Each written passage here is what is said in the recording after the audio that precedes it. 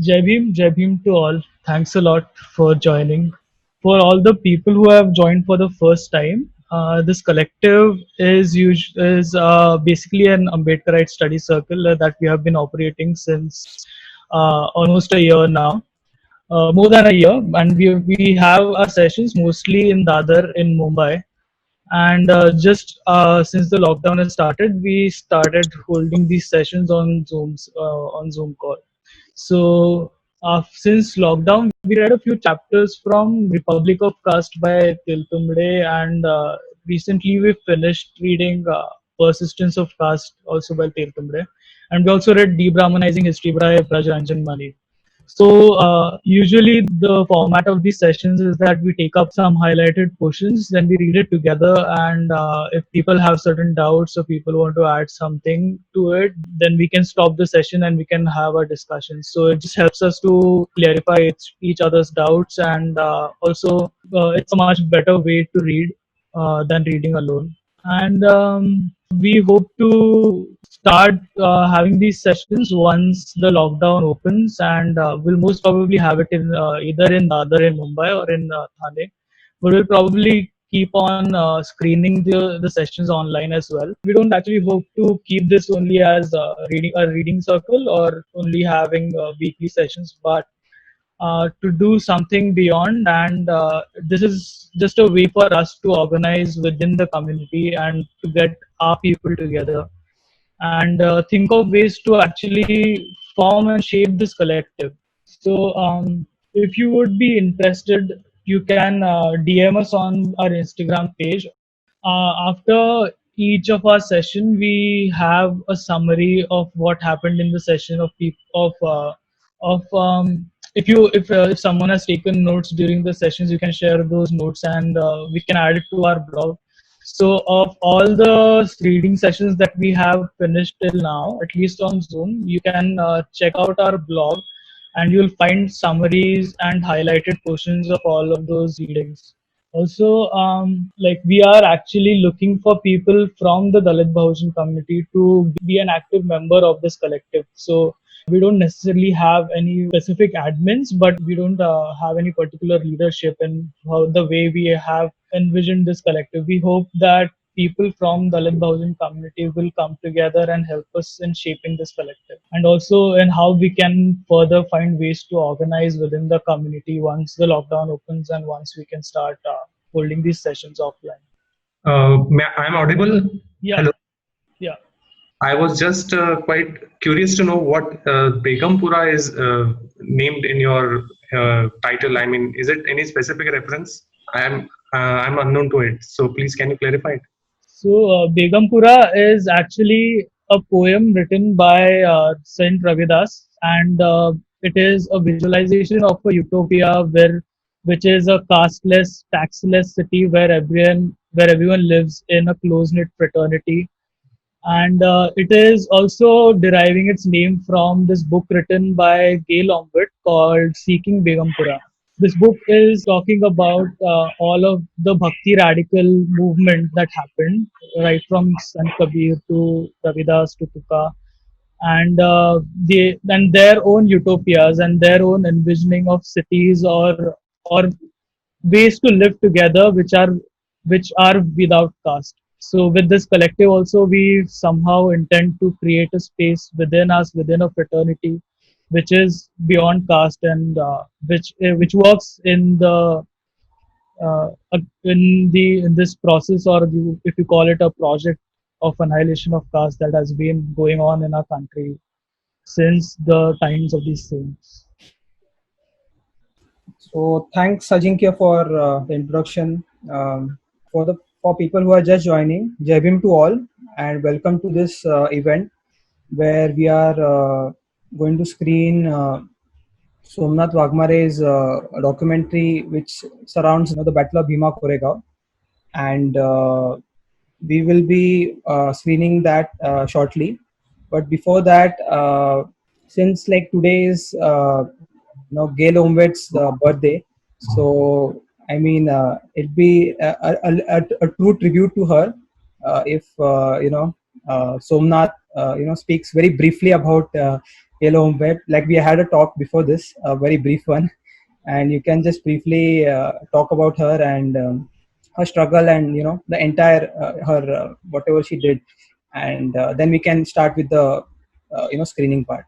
I think I'll just you can jump in, Somnath. मैं जिस गांव से हूँ, मेरे गांव का नाम मालेवाड़ी है, जहाँ पे मैं अभी नहीं रहता, अभी लॉकडाउन की वजह से रह रहा हूँ। बट मैं मेरा एज का 22 इयर्स में यहाँ पे रह रहा था। और गेल का गांव, मतलब गेल के हस्बैंड का गांव जो इंडियन है, मेरे गांव से 13 किलोमीटर पास है। सो गेल ओमवेट जो एक अमेरिकन बाय बर्थ एक सोशोलॉजिस्ट है, जो यहाँ पे रहती है अभी पिछले 5 साल से। बट वो इंडिया में पिछले ऑलमोस्ट 35 ईयर्स से है, 35 या 40 ईयर्स से इंडिया में रहती है permanent. And Gail basically India में थोड़ा हिस्ट्री है, मतलब जो ब्लैक्स का हिस्ट्री है, अमेरिकन हिस्ट्री, और वो थोड़ा लॉन्ग हिस्ट्री भी है, मतलब गेल का इंडिया में आने का। एंड बहुत सारे स्कॉलर इंडिया में आए हैं कास्ट पे स्टडी करने के लिए एंड बाबा साहब पे स्टडी करने के लिए। तो गेल भी के गेल बेसिकली अमेरिका की है। एंड अभी जो यूएस में जो इशू हुआ था, जिस स्टेट में इशू हुआ था रेसिज्म का, एंड पुलिस ने, व्हाइट पुलिस ने एक ब्लैक मेल को मारा था एंड वहां पे बड़ा प्रोटेस्ट हुआ। सो गेल उस डिस्ट्रिक्ट की है, मिनेपोलिस की है। एंड गेल की जो फैमिली है वहां पे with in communist party, with in democratic party एक पार्टी था जो डेमोक्रेटिक पार्टी से भी प्रोग्रेसिव था। गेल के ग्रैंडफादर उस पार्टी के एमपी थे। मतलब गेल का एक मतलब फैमिली हिस्ट्री भी वैसा ही है। और वो काफी ब्लैक लोगों के सपोर्ट में थे एंड वहाँ के लैंड स्ट्रगल में वो थे। एंड गेल इंडिया में आई थी फर्स्ट टाइम जब उसका एज 26 था। एंड तब उसने पहले नागपुर को विजिट किया था। एंड गेल के पहले उसकी एक प्रोफेसर है, प्रोफेसर एलिना जेलेट, उन्होंने भी गेल के इतना ही काम किया है यहाँ के एंटिका स्ट्रगल को लेके, मतलब राइटिंग, एकेडमिकल राइटिंग्स पे। सो उसके एलिनार जेलिनेट की वजह से गेल इंडिया में आई। और गेल बेसिकली आई थी, उसका पीएचडी का रिसर्च था महात्मा फुले के मूवमेंट के ऊपर। एंड उनका पीएचडी का थीसिस जो है वो अभी भी एज अ बुक अवेलेबल है। वो नॉन ब्राह्मीण मतलब जो सत्यशोधक मूवमेंट है इंडिया का, उसके ऊपर था। एंड उसके बाद वो इंडिया में आती जाती रही बीच बीच में। बट उनका यहाँ पे डॉक्टर भारत पाटनकर नाम से एक एक्टिविस्ट है, वो भी एंटिका स्ट्रगल में एंड लैंड स्ट्रगल में यहाँ पे है। उनसे शादी होने के बाद और यहाँ के मूवमेंट में एंगेजमेंट बढ़ने के बाद वो इंडिया में ही रही। एंड वो एक प्रोफेसर है, एक एक्टिविस्ट है, एक स्कॉलर है। एंड पिछला लास्ट 40 ईयर्स से वो इंडिया में है। वो अलग अलग यूनिवर्सिटीज में पढ़ाती थी, अभी नहीं पढ़ाती है बिकॉज ऑफ उनका हेल्थ के इशू। एंड उन्होंने बहुत सारे बुक्स लिखे हैं। एंड गेल के बुक्स में एक इंटरेस्टिंग चीज है कि यहाँ का जो एकेडमिक वर्ल्ड है, जो लेफ्ट एंड राइट में बटा हुआ है, उन्होंने फूले को, बाबा साहब को, तुकाराम को, सेंट, मतलब यहाँ का जो भी एंटी का स्ट्रगल है उसको कंप्लीटली इग्नोर किया था। मतलब काफी इंटरेस्टिंग है, अगर गेल एंड एलिनर इंडिया में नहीं आते तो बाबा साहब का आज जो एक एकेडमिक डिस्कोर्स में as a intellectual, as a activist या एज ए स्कॉलर एक जगह है। एंड हर अक्रॉस वर्ल्ड या अक्रॉस इंडिया में यूनिवर्सिटीज में जो अंबेडकर सेंटर है या फूले के नाम से जो सेंटर है, उसमें गेल का बड़ा कंट्रीब्यूशन है। एंड पिछले दो साल से, अभी तीसरा साल है, मैं गेल को फॉलो कर रहा हूँ। मतलब गेल को मैं पिछले 10 साल से जानता हूँ एंड गेल के ऊपर मैं फिल्म कर रहा हूँ। और गेल का दूसरा एक कंट्रीब्यूशन है जो शायद बहुत सारे लोगों को पता नहीं है। गेल अभी जो मायावती जिस पार्टी को लीड करते बहन जी, उस पार्टी की फाउंडर मेंबर है। कांसीराम और गेल काफी अच्छे दोस्त थे। एंड जो इंडिया में जो एक बहुजन पॉलिटिक्स का डिस्कोर्स खड़ा हुआ, उसमें गेल का बड़ा कंट्रीब्यूशन है। सो मतलब गेल्स के बुक्स, गेल के जो भी, मतलब एक यूएस से आके इंडिया में इतना काम करना। एंड दूसरा भी एक है कि गेल को इग्नोर भी किया गया है। जैसे भीमा कोरेगांव की हिस्ट्री को 2018 तक इग्नोर किया गया था, वैसे गेल को भी इग्नोर किया गया है। गेल का ही ये जो अवार्ड का जो है, गवर्नमेंट अवार्ड या जो एक पॉपुलर मीडिया है, उसके किसी डिस्कोर्स में गेल पता नहीं है।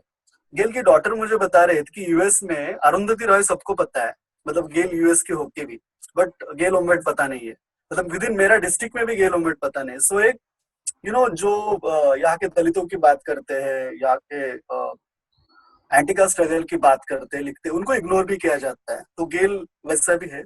सो आज गेल का बर्थडे है, सो जस्ट गेल को ट्रिब्यूट है screening. Thanks. Thank you, Somnath, for the Yeah. description and talking about Gail.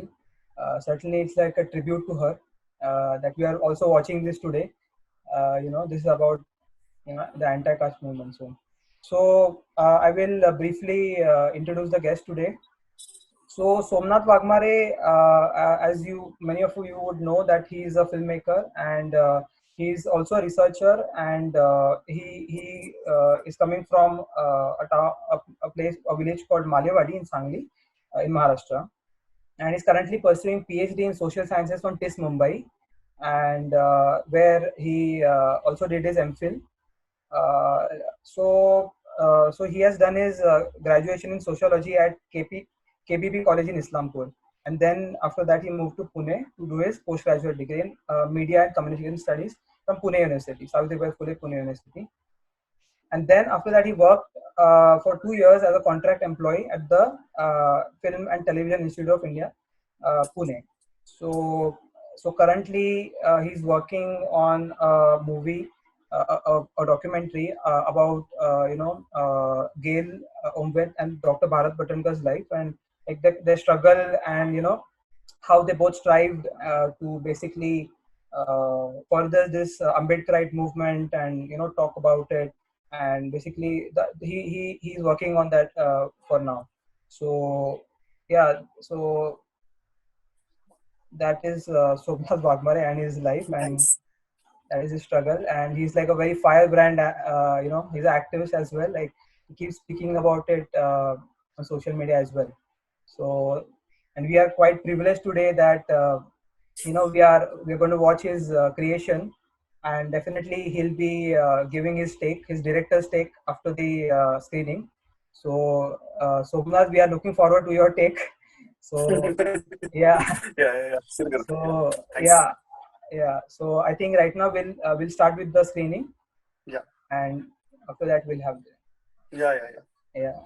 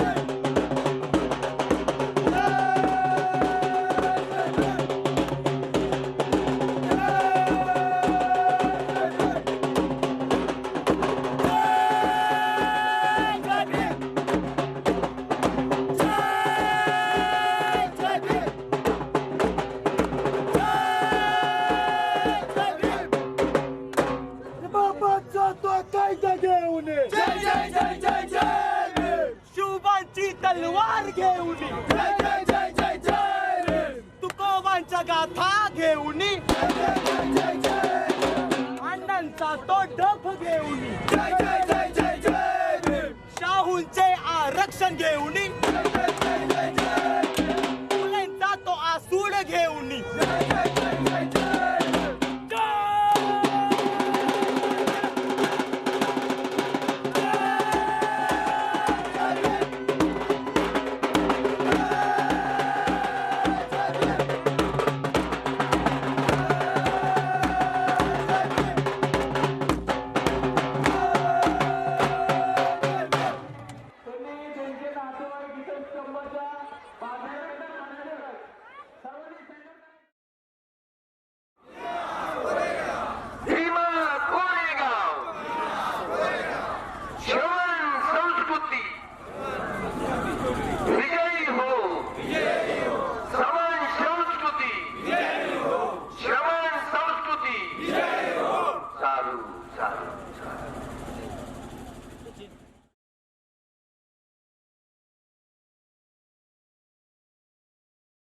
ऐका ना आमचा जय भीम आम्ही कशा कशानं गातोय अहो ऐका ना आमचा जय भीम आम्ही कशा कशानं गातोय साठी आम्ही गल्ली बोळावर उठतोय साठी आम्ही गल्ली बोळावर उठतोय अहो ऐका ना आमचा जय भीम आम्ही कशा कशानं गातोय अहो ऐका ना आमचा जय भीम आम्ही कशा कशानं गातोय अहो समाज एकीसाठी आम्ही रस्त्यावर उतरतोय अहो समाज एकीसाठी आम्ही रस्त्यावर उतरतोय अहो ऐका ना आमचा जय भीम आम्ही कशा कशानं गातोय अहो ऐका ना आमचा जय भीम आम्ही कशा कशानं गातोय अहो समाज बदलण्यासाठी आम्ही कंठ फोडून वळतोय अहो समाज बदलण्यासाठी आम्ही कंठ फोडून वळतोय.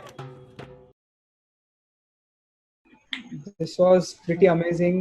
Like from people also like commenting in the chat box that yeah, they have loved the movie.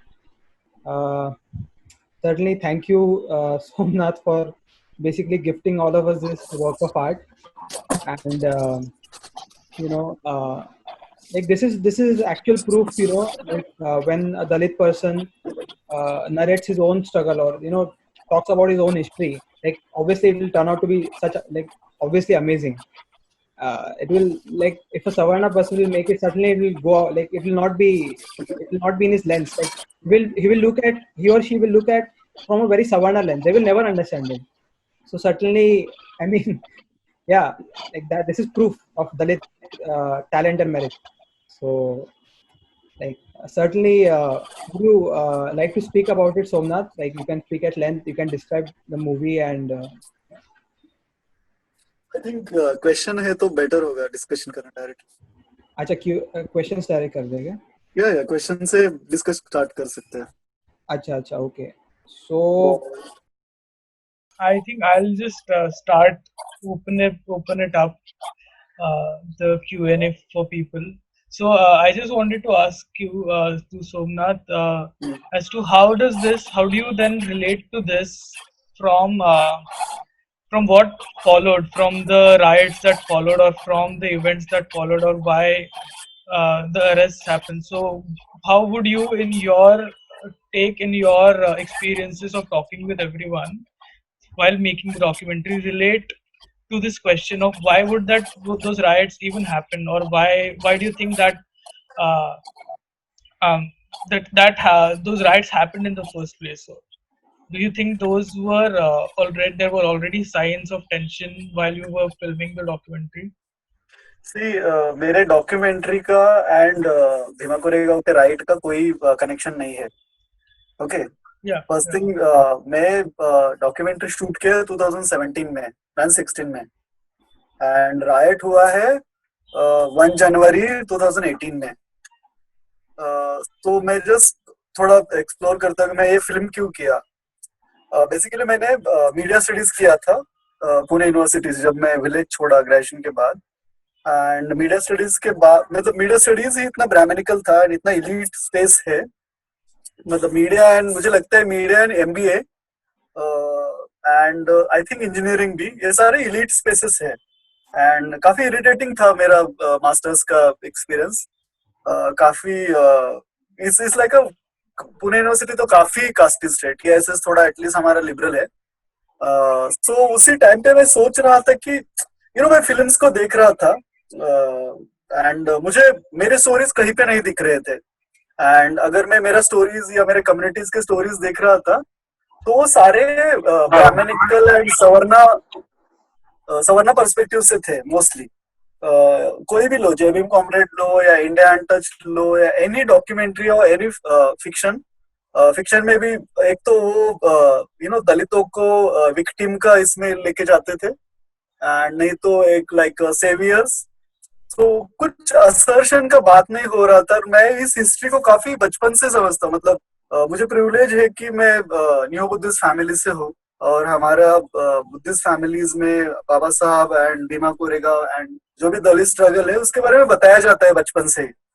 सो मैं अवेयर था एंड जब मैं ये मीडियम सीखा एंड मैं एफटीआई में जॉब कर रहा था तभी संजय लीला भंसाली का फिल्म आया था पेशवा पे. मतलब बॉलीवुड में एक ट्रेंड है जितना भी सवर्णों का हिस्ट्री है उसको रोमांटिसाइज करते हैं और ग्लोरीफाई करते हैं, बट पेशवा का हिस्ट्री में भीमा कोरेगांव एक बड़ा पार्ट है, बट उसके बारे में फिल्म में कुछ बात नहीं है, फिल्म पूरा साइलेंट है। एंड बॉलीवुड या मराठी इंडस्ट्री भी काफी सवर्णों का डोमिनेटेड अड्डा है, एंड वहाँ पे कोई दलित या आदिवासी या जो भी मार्जिनल कम्युनिटीज है उनकी कोई स्टोरीज नहीं है। तो फर्स्ट ये था कि ये मेरा एक्सपीरियंस है, एंड मुझे लग रहा था कि भीमा कोरेगांव जैसी पॉजिटिव और असर्शन वाली स्टोरी बतानी चाहिए। एंड दूसरा एक भी था कि सारे मीडियम ने भीमा कोरेगांव की हिस्ट्री को इग्नोर किया है, include left scholar and left film makers ने। तो मुझे लग रहा था, तो मैंने ये फिल्म काफी मेरे पास अभी मेरा थोड़ा नाम हुआ है, बट जब मैं फिल्म कर रहा था तो कोई संसाधन नहीं थे मेरे पास। पूरा आधा फिल्म में हमने रिकॉर्डिंग भी नहीं किया है, तो जस्ट थोड़ा मराठी में बोलते हैं जुगाड़ करके ये फिल्म किया था मैंने शूट। तो उसके बाद थोड़ा यहाँ वहां से अम्बेडकर सर्कल से थोड़ा फंडिंग लेके ये पूरा फिल्म किया। बट एक बात मुझे अच्छा लगा कि फिल्म को काफी रिस्पॉन्स मिला। तो मुझे लग रहा था कि मीडिया इग्नोर करेगा, बट काफी रिपोर्ट इसके बारे में लिखे गए, और पोस्ट रायट ये फिल्म काफी जगह पे स्क्रीन हुआ, और एक कम्युनिटी का आर्गुमेंट के लिए ये फिल्म काफी यूजफुल रहा। एंड मैं रायट के बारे में जब भी सोचता हूँ, मुझे लगता है कि ये जो हिस्ट्री है, ये जो लाख सब लोग हर साल सेलिब्रेट करते हैं, ये ब्राह्मणिज्म का अगेंस्ट वाला हिस्ट्री है। एंड उनको लगता होगा कि उनके लिए थ्रेट है या जो भी है, इसलिए ये रायट हुआ गया। बट पोस्ट रायट ये सारा डिस्कशन अलग वे से चला गया। जैसे रोहित वेमुला का जब इंस्टीट्यूशनल मर्डर हो गया, तो वो जो रोहित वेमुला के जस्टिस के लिए एक स्ट्रगल चल रहा था अक्रॉस इंडिया, वो जाके कहीं जेल में फंस गया। वैसे इसी रायट में भी हुआ, और भीमा कोरेगांव की हिस्ट्री में भी हुआ कि पूरा वो डिबेट जाके जिन इंडिविजुअल लोग, मतलब उनके लिए सिंपैथी है और उनके साथ ये इनजस्टिस नहीं होना चाहिए था, बट पूरा जो डिस्कशन है वो सारा वो अरेस्ट को लेके ही है। बट भीमा कोरेगांव का हिस्ट्री का जो रिलेवेंस, बिकॉज ये इतना इम्पोर्टेंट हिस्ट्री है एंटी का स्ट्रगल में, एंड ये हिस्ट्री हमेशा इंडिया के एंटी का स्ट्रगल का सेंटर होगा अभी। तो उसके बारे में बात करना, एंड जो रायट हुआ एंड रायट जिन लोगों ने किया, एंड जो लोग सफर किए महाराष्ट्र में या जो भी अक्रॉस इंडिया से आए थे, उनके बारे में कोई बात करते हुए मुझे नहीं दिखता है। तो मुझे ये बात काफी अजीब लगता है। मुझे लगता है कि स्टेट इसमें सक्सेस हो गया कि रायट करके जिन लोगों के नाम आए रायट में, उनको किसी को अरेस्ट नहीं हुआ, एंड ऊपर से ये सारा डिस्कशन की ही तीसरी जगह पे जाके गए। मुझे ये मैं एग्री हूँ, एंड मेरा पूरा सपोर्ट है कि उन लोगों को वो लोग सारे लोग बाहर आने चाहिए, उनके साथ इनजस्टिस हुआ है। बट उसी इनजस्टिस के साथ साथ जिन लोगों के साथ वायलेंस हुआ है 1 तारीख को, उनको जस्टिस मिलना चाहिए। और जिन लोगों के ऊपर केसेस फाइल है, बहुत सारे केसेस फाइल है महाराष्ट्र में, ये जो 3 तारीख को प्रोटेस्ट किया अम्बेडकर लोगों ने, एंड मतलब ये दोनों पैरेलल लेवल पे होना चाहिए, वो नहीं दिख रहा है। जस्ट यही। I mean, whenever I like when I saw this film even before, I could just think about the event that happens in Mumbai on 6th December, the same kind of gathering that happens, or even the gathering that happens in Nagpur. But the talk is never about. So, for example, this even in 6th December, the talk is always about कि रास्ता clog हो गया है, कि train में ये लोग train में बिना टिकट लेके घूमते हैं. But the talk is never about the history of what happened, why the gathering happens on 6th December. Even now, just the way, exactly the way you stated that Bhima Koregaon has become like you cannot talk about Bhima Koregaon without adding the word riot in a sentence. So the state has almost like succeeded in criminalizing the entire event of Bhima Koregaon, just the way the media had succeeded in vilifying the 6th December or the Nagpur commemoration. मैं भीमा कोरेगांव के right के बाद मैंने talk दिया था Saint Xavier's college में कल बेंगलोर में। सो वहाँ के कुछ स्टूडेंट ने मिलके 3 तारीख में जो प्रोटेस्ट हुआ महाराष्ट्र में, जो बाला साहब अम्बेडकर ने किया था, उसके बाद 3 तारीख में जो सोशल मीडिया पे रिएक्शंस थे, उसका कलेक्शन किया था सारे बैनर्जी, चटर्जी, शर्मा, जो भी पूरे सवर्णा गैंग है उनका। एंड वो सारे मुस्लिम एंड दलित स्टूडेंट है और कुछ ओबीसी, उन लोगों ने सारे स्क्रीनशॉट रखे थे। एंड मुझे पूछने लगे कि ये लोग ऐसे क्यों लिख रहे थे, यू नो, कि एंड एट अ टाइम वो एंटी दलित लिखते लिखते वो एंटी रिजर्वेशन के अगेंस्ट भी लिखते हैं, मतलब। बट कोई भी ऐसा ट्वीट नहीं था कि जो 1 तारीख को हुआ वो गलत था, गलत है ये ऐसा कोई बात करे। सो मुझे लगता है ये इसका कनेक्शन जाति कास्ट का जो मेंटेलिटी है उससे है। उनका मन में जितना कास्टिज्म है एंड इतना नफरत है कि जो उनको कहीं पे भी स्पेस मिल जाए वो निकालते हैं। एंड क्रिमिनलाइजिंग जो करने, मतलब इतना बड़ा जो असर्शन का इवेंट है उसको क्रिमिनलाइज करने में स्टेट का जो ब्राह्मणिकल पॉलिटिक्स है वो सक्सेस हो गया। बट मुझे लगता है कि हमारा रिस्पॉन्सिबिलिटी है कि भीमा कोरेगांव की हिस्ट्री को लोगों तक लेके जाए अलग अलग वे से। एंड मुझे नहीं लगता है कि स्टेट कितना भी क्रिमिनलाइज करे लोग आने का रुक जाएंगे, क्योंकि उनका उनके लाइफ का नीड है कि उनको एक क्योंकि पूरा सोसाइटी जब उनको क्रिमिनलाइज करे, सो वो सेलिब्रेशन का मतलब वही कुछ चीजें हैं, चैत्य भूमि है, दीक्षा भूमि है, महाड़ है, या भीमा कोरेगांव है, वही एक स्पेसेस है उनके। सो बाकी लोग जो भी लिखे बोले, मुझे लगता है कि हमारा जो भी ह्यूमैनिटी या प्रो दलित लोग है उनका रिस्पॉन्सिबिलिटी है कि ये सारे जो गैदरिंग हो रहे हैं उनको सपोर्ट करें और उसको सेलिब्रेट करें। मैंने इसी साल चैत्य भूमि को भी डॉक्यूमेंट किया है। सो चैत्य भूमि का भी एक इंटरेस्टिंग डॉक्यूमेंट्री, और उसका जो एक बॉम्बे में ऑलमोस्ट 50 लाख के ऊपर दलितों को पॉपुलेशन है, मतलब 50 के भी ऊपर।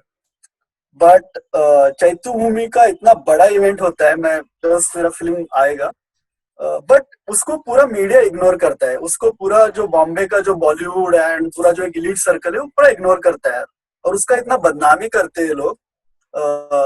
रेलवे का रिपोर्ट आया था कि रेलवे का उस दिन का जो उस दिन रेलवे में सबसे ज्यादा टिकट बेचे लोग टिकट लेके आते हैं।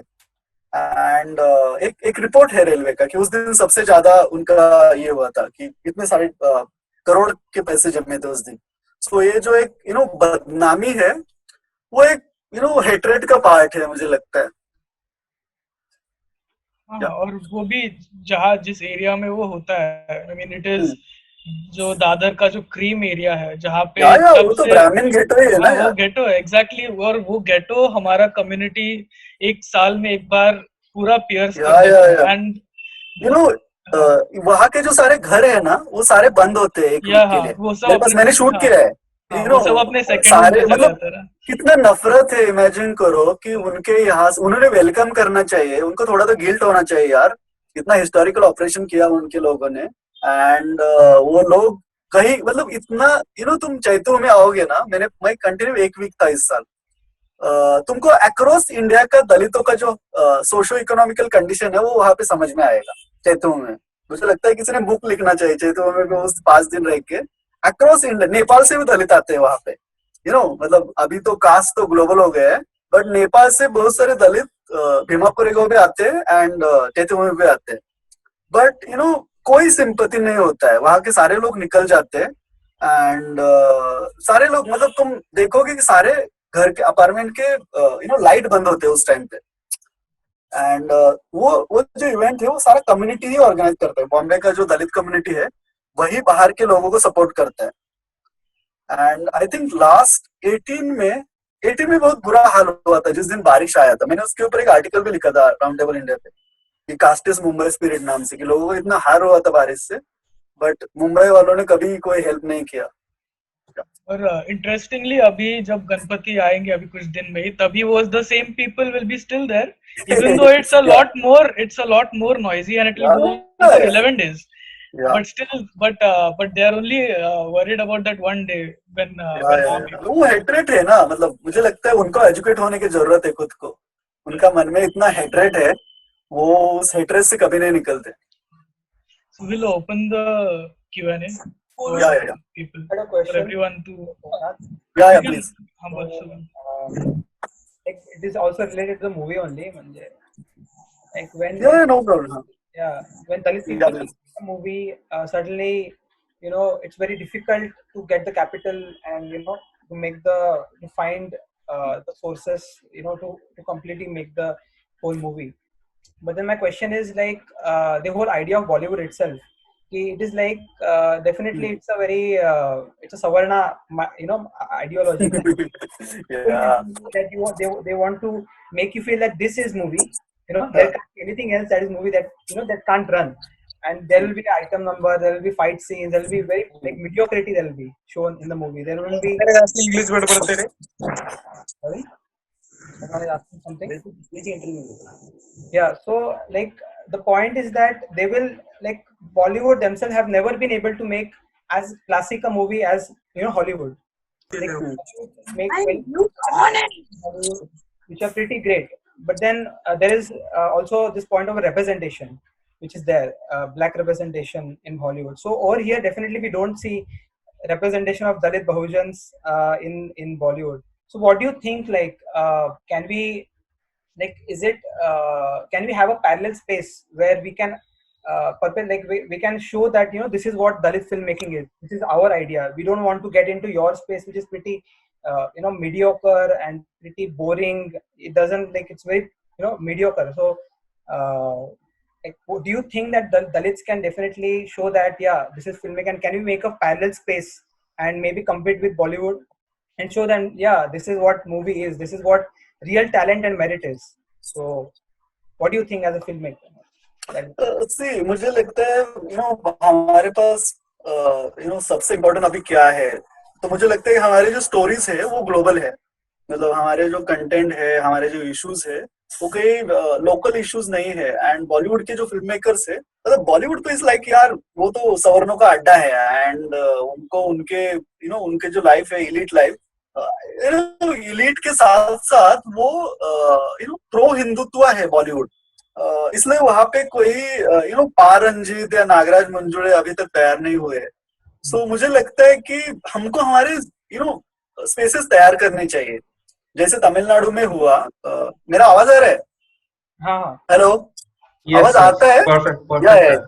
जैसे तमिलनाडु में मतलब पार रंजीत जैसा film maker Tamil film industry में क्यों बन पाया, या मारी सिल्वीराजन हो या वेट्रीमारन हो, बिकॉज तमिलनाडु में प्रोडक्शन हाउस में काफी ओबीसीज है. मतलब द्रविडियन मूवमेंट के, मतलब पेरियास्टिक ओबीसी, मतलब ओबीसी के साथ साथ ब्राह्मण भी है. बट प्रोडक्शन हाउस में हमारे लोग होने चाहिए. तभी तुम्हारे, क्योंकि बिकॉज महाराष्ट्र में दलित लिटरेचर हुआ, दलित थिएटर हुआ, बहुत सारे एकेडमिक्स में दलित आए, मतलब नॉलेज प्रोडक्शन में आए, बट सिनेमा में नहीं आए बिकॉज सिनेमा थोड़ा कॉस्टली मीडियम है. सो मुझे लगता है कि हमारे जो मूवमेंट है उन्हें प्रोडक्शन हाउस पे थोड़ा ध्यान देना चाहिए. एंड हम हमारे फिल्म्स बना सकते हैं. अभी थोड़ा सिचुएशन अलग है, हमारे लोग हायर एजुकेशन में भी है. एंड बॉलीवुड, बिकॉज बॉलीवुड की फिल्म्स कोई ग्लोबल फिल्म्स नहीं है. मतलब बॉलीवुड का वर्ल्ड सिनेमा के सामने कोई स्पेस नहीं है. एंड हमारे पास वो अपॉर्चुनिटी है बिकॉज हमारे एक्सपीरियंस, हमारे लाइफ, हमारे जो भी स्टोरीज है वो ग्लोबल है. तो हम ग्लोबल सिनेमा बना सकते हैं. एंड बॉलीवुड है यार, बॉलीवुड का एक ब्राह्मणिकल बॉलीवुड है. एंड उसमें स्पेस ना, उसमें कोई स्पेस नहीं है हमारा. हमको हमारा एक इंडिपेंडेंट सिनेमा वर्ल्ड तैयार करना चाहिए. एंड वो हो रहा है, मुझे लगता है थोड़ा थोड़ा. बहुत सारे लोग आ रहे हैं अभी, एंड ये कारवां रुकेगा नहीं. लोग फिल्म बनाएंगे. कैपिटल का इशू कैसे, मतलब इसमें like capital is a very important thing. तो how to like that is a core thing, like you need capital. So how to make sure like see, मुझे लगता है कि इफ मूवमेंट जो है, जैसे मराठी में एक कस्तूरी नाम का फिल्म आया है, ओके, आपने सुना होगा, जो अभी यूएस में एक फेस्टिवल होता है जो इंडिया की फिल्म्स के बारे में होता है. एंड वो एक दलित लड़का ही है जिसने फिल्म किया है. सारा जो प्रोडक्शन का जो टीम है वो सारे अम्बेडकर ब्यूरोक्रेट ने मिलके वो एक मतलब लो बजट फिल्म है, बट काफी इंटरेस्टिंग फिल्म है. सो थोड़ा मूवमेंट जो है वो, अगर समझो जैसे साउथ में हुआ है, मतलब सारा नहीं हुआ है, अगर मूवमेंट थोड़ा प्रोडक्शन में आए तो ऐसे फिल्म बन सकते हैं। जैसे मेरा जो फिल्म है वो कोई भीमा कोरेगा जो अभी हमने देखा, वो कोई बड़ा 10 लाख का या 20 लाख का फिल्म नहीं है, वो मतलब 1.5 लाख का फिल्म है। वो भी मूवमेंट के लोगों ने दिए हुए पैसे से बनाया। मैंने गेल का जो फिल्म है वो भी क्राउड फंडिंग से बनाया, मतलब बना रहा हूँ। तो अभी थोड़ा ऐसा सिचुएशन है कि जहां से थोड़ा कैपिटल बना सकते हैं हम लोग, मतलब हमारे पास कोई ऑप्शन नहीं है, क्योंकि बॉलीवुड के लोग तो हमारे स्टोरीज नहीं करेंगे, हमको स्पेस नहीं देंगे, तो हमको हमारे इंडिपेंडेंट स्पेस बनाने पड़ेंगे। There's a comment in the chat box. So Yeah. Sonali is saying that Anubhav Sinha's Article 15 being prime example of rich Brahmin gaze of Varna system. So you just said that Bollywood won't mention our stories, but they do. But they just make a disaster out of it. I mean, I don't know another movie as disastrous as Article 15.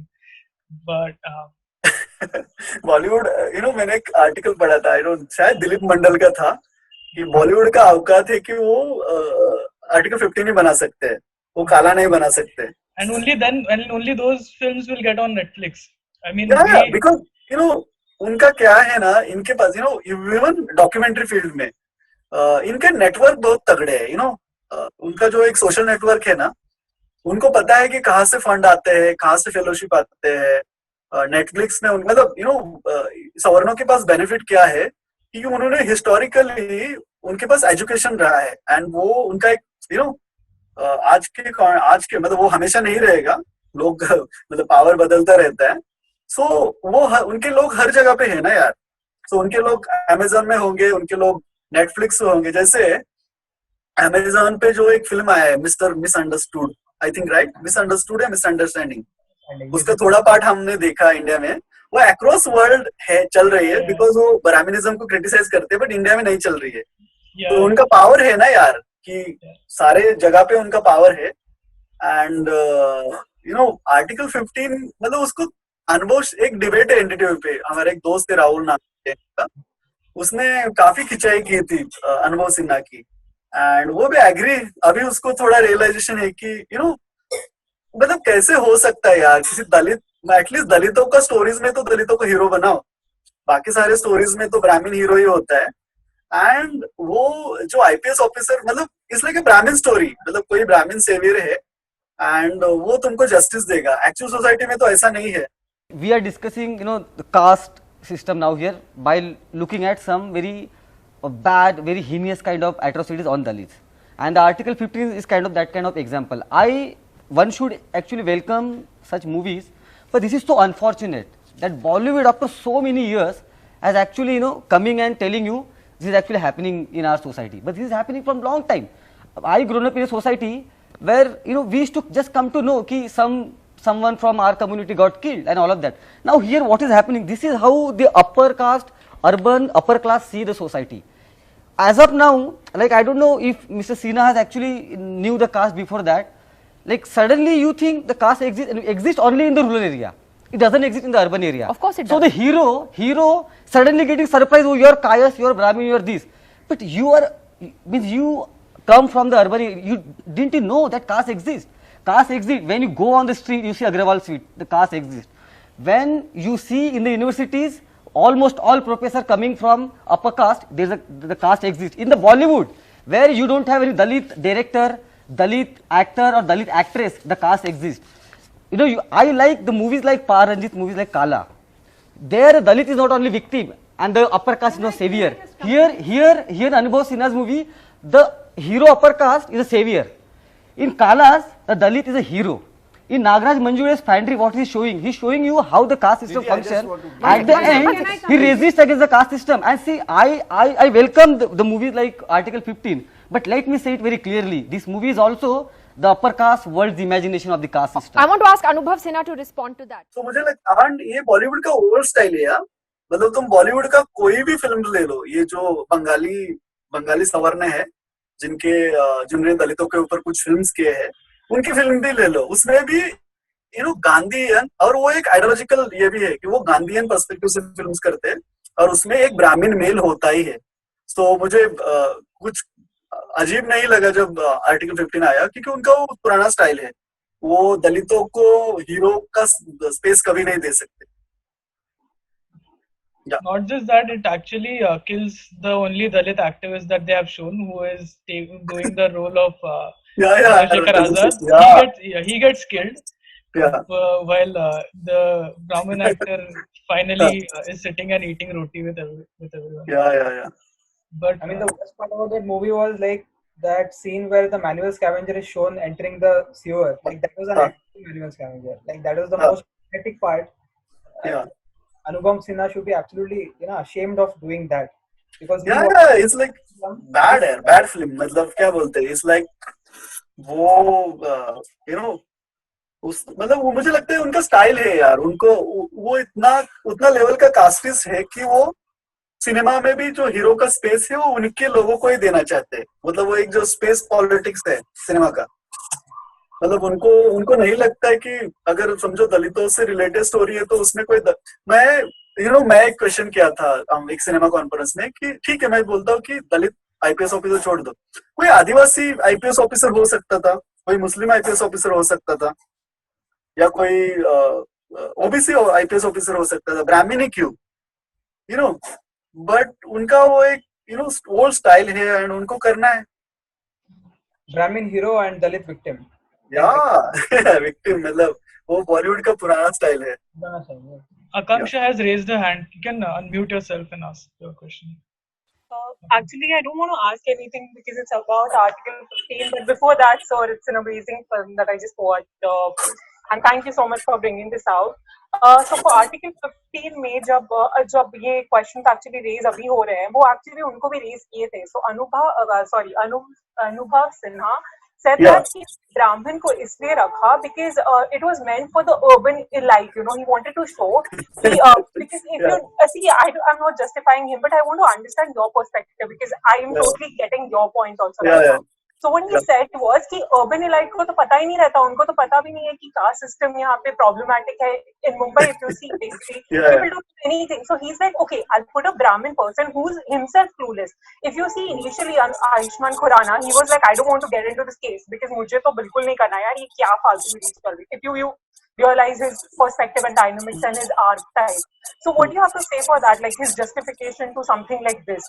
I found it a little bit, okay, I can understand him, but also bogus. Like I wouldn't say completely agreeing to him, but I get his viewpoint why he did that, So what do you think? Was it a good stand to take कि हाँ एक character रखो जो बिल्कुल भी मतलब खुद ही clueless है, तो सारे ऑडियंस मिलके ना उसे समझेंगे और वो खुद को समझेंगे कि हाँ there's a caste system prevailing in India. So what do you think about that?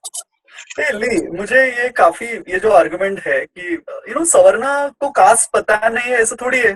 वो तो सारे प्रिविलेज एंजॉय करते हैं ना कास्ट ही. एंड ये जो आर्गुमेंट है कि अर्बन ऑडियंस के लिए बनाया, अर्बन ऑडियंस को पता है कि कास्ट सिस्टम क्या है. ऐसा थोड़ी है कि कास्ट सिस्टम नहीं है. वो रिजर्वेशन पॉलिसी को विरोध करते हैं. उनके घर में कास्ट प्रैक्टिस होता है, वो कास्ट में मैरिज करते हैं, कास्ट में डेट करते हैं, कास्ट से उनको जॉब मिलता है अच्छे से, उनका सोशल नेटवर्किंग कास्ट का होता है. मतलब ये जो अनुभव सिन्हा का आर्गुमेंट था कि अर्बन सवर्णों के लिए बना है. एंड दूसरा एक ये है कि ब्राह्मण कैसे दलितों का हीरो हो सकता है यार. वो ऑपरेसर का पोजीशन पे है, एंड ऑपरेसर को दलितों का मसीहा बना के वो क्या मतलब वो ये मतलब बॉलीवुड सवर्णों को रोमांटिसाइज करता है जहां पे भी स्पेस मिले, रोमांटिसाइज एंड ग्लोरीफाई. और वो ये वही एक था बिकॉज काला में एक दलित हीरो होता है और काला का विलन एक ब्राह्मण होता है. But at a time article 15 में एक ब्राह्मण हीरो है एंड उसको सबके कास्ट पता है बट खुद का कास्ट नहीं पता है. ऐसा थोड़ी हो सकता है इंडिया में कोई अगर यूपीएससी पास होता है और आईपीएस ऑफिसर बनता है, उसको खुद का कास्ट नहीं पता है, खुद के प्रिविलेज नहीं पता है. सो मुझे लगता है ये एक स्टूपिड आर्गुमेंट था उसका. एंड वो जस्ट उनको जो उनका ऑपरेसर को रोमांटिसाइज करने का एक ओल्ड स्टाइल है बॉलीवुड का, वो उसी का एक पार्ट था. Yeah, that's true. Like that's probably, I mean, that's valid. He romanticized everything over there, but when he gave this point, even I assumed कि हाँ हो सकता है, probably he's trying to show. But you're right, you're absolutely right. Thank you so much, sir. Yeah, thank you. Yeah. There was sorry, Lekha. I was taking Akshay's question, but you can have yours, and then I'll This ask. not question, but this Jyoti Nisha took that panel of Anubhav Sinha and there were the 2-3 people who were equally bad only. News laundry. Yeah, News Laundry. So Yeah. there she asks them that you're explaining, even though you're saying all this, didn't annihilation ever occur to you as as a Yeah. the uh, most critical part of annihilation of caste has not occurred to you across the movie, and that is what this entire struggle is about. And they are like clueless of it because I don't think they made it also for with an intention of annihilation. So that आवाज कमी कर. हाँ, बरोबर. so that actually that entire panel is quite funny because she's asking them so many these questions, and all 3 of them, there was one lady, she was so but whatever, she was even worse answering than Amnubhav. But annihilation has never been a part or a critical aspect that they want that any of films made on made by Savarna has been. Yeah, that's all. When you're saying that, like for you the story worked more than the politics, right? You're not, you wanted to make the political films, so you went ahead with Article 15. So politics essentially is about decision making. Essentially, it's about deciding what you want to, which side you are. Essentially, I think so. For me, I mean, when I looked at the film, because I come from the community, it's sort of felt like we are not represented right for several reasons. And perhaps I would like to share that. Several reasons such as, I mean, for example, and this has been there, I mean, across, like lots of people have said, have had a problem with it. There's a Brahmin savior, which is there, which is going out in the story and wants to bring change in the society, wants to bring change out there. But anybody who's from this community or who understands this politics of anti-caste movement would want a person who comes from your community, primarily because representation is political by the end of it, right? And it seems like when you're dealing with something like caste, it becomes a problem because I'm not able to relate to the character for some reasons. Do you have to say anything about that? Yeah, I mean, I never thought that this was going to be the end of this conversation. This film was not going to be the end of this conversation. For me, I started my conversation with this film. And I'm surprised that you do not relate to the character who happens to be Brahmin. My personal viewpoint and opinion is that it should not matter which part of the hierarchy you come from. I wanted the audience to enter this story from the angle of privilege. So I put my protagonist on the top rung of both the privileges, of the structural privilege of him being the highest placed officer in the system there, and also in the caste hierarchy. From Nagraj Manjule's Foundry, which is really overtly out there, to Sairat, to Article 15, and to a couple of other films that, there have been other things. I'm sorry to interrupt you, but I think the gaze of Nagraj Manjule's or Ranjit's films are completely different. They are very... But I am certainly not saying that they are similar. I'm saying they are there, and to me that's a good thing. Okay. I guess because we talk, I mean, this has to, when we're talking about representation and politics and, making films on social issues or gender or something like that, it's very important that you create plots or stories or characters which actually perhaps go empower or say something about their reality. I mean, then only will I be able to relate to it because it is a story. I mean, and stories have that universal quality that irrespective of that, whichever culture you come from, it doesn't matter that it's set in India or somewhere else. something which came up again and again over the panel, and which was something really clear to me, was how defensive the panel was about the constant critique which was being put up to it. And I want to say, when somebody says it is a collaborative effort, of course, everything is. Theatre is, music is, so is film, right?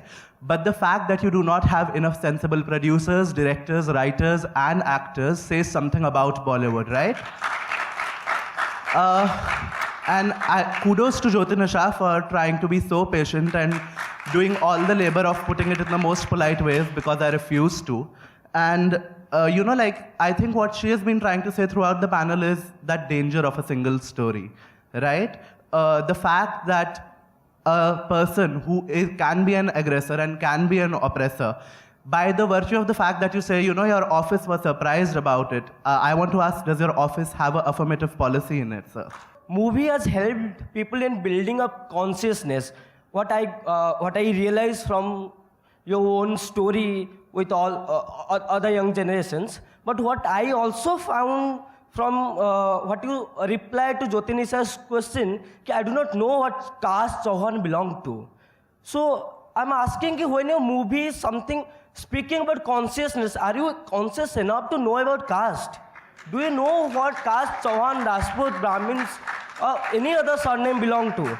Or do you need any more consciousness building education to come up to the industry?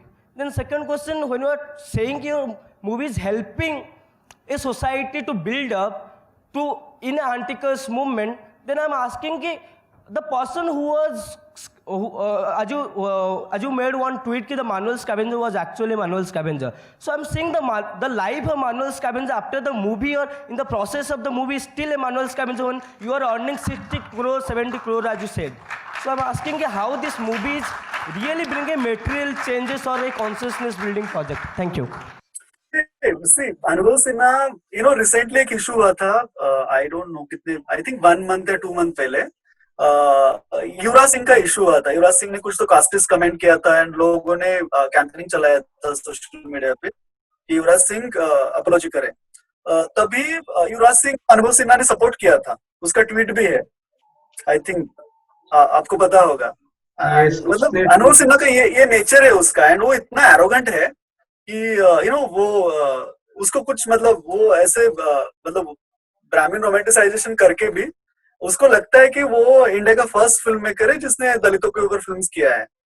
And Rahul जो है JNU का, उसने NDTV की debate में उसको बताया था कि तुम कोई मसीहा नहीं हो, तुम्हारे पहले पारंजित और नागराज मंजुळे या नीरज घेवाल, इन लोगों ने बहुत इंटरेस्टिंग फिल्म की है दलितों को लेके, और उसमें दलित हीरो है एंड विक्टिमाइज दलित नहीं है, पॉजिटिव स्टोरीज है. सो वो भी एक इंटरेस्टिंग डिबेट था.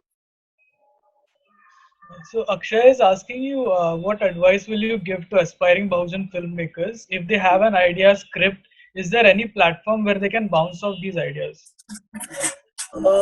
I think अभी प्रोडक्शन हाउस का हिसाब से देखे तो इंडिया में अभी तो 2 लोगों ने प्रोडक्शन हाउस शुरू किए. पारंजित का नीलम प्रोडक्शन हाउस है जिन्होंने पेरेरम पेरुमल प्रोड्यूस किया है एंड बहुत सारे शॉर्ट फिल्म प्रोड्यूस किए हैं रंजित ने.